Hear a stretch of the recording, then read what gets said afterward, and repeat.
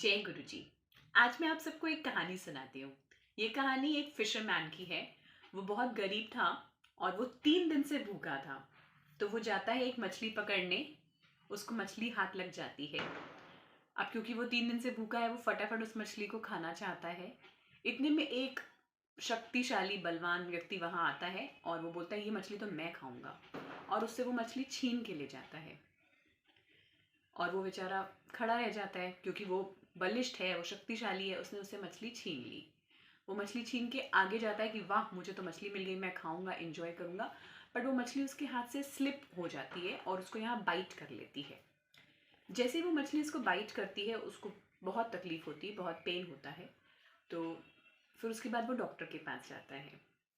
Doctor के पास जाता है, डॉक्टर बोलता है ये कोई मामूली जख्म नहीं है, इसके लिए जहर फैल सकता है, तो उंगली कट करनी पड़ेगी। डॉक्टर ने उसकी आधी उंगली काट ली।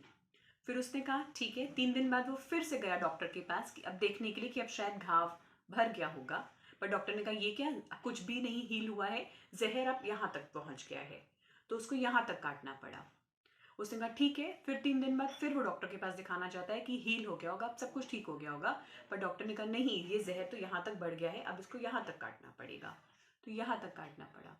फिर उसके बाद उसने कहा अब ठीक है, अब हील हो जाएगा। 3 दिन बाद फिर वो जाता है डॉक्टर के पास कि अब दिखाने के अब हील हो गया होगा।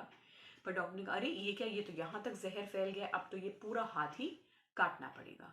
और इस तरह से उसका पूरा हाथ कट जाता है। तो डॉक्टर उससे पूछता है कहीं तुमने कोई गलती तो नहीं करी है। तो उसको उसी समय रियलाइज होता है कि हाँ, गलती तो मुझसे हुई है। वापस जाता है वो उस मछुआरे के पास ये पूछने की ऐसा क्या किया था मैंने, एक मछली ही तो ली थी। उसने कहा मैंने भी ऐसा कुछ नहीं किया। तो उसने कहा तुम कोई काला जादू जानते हो क्या, कि तुमने ऐसा क्या कर दिया कि मेरा पूरा हाथ कट गया, मेरी जिंदगी बर्बाद हो गई है। तुम क्या कोई काला जादू जानते हो। उसने कहा नहीं, मैंने तो कुछ नहीं किया।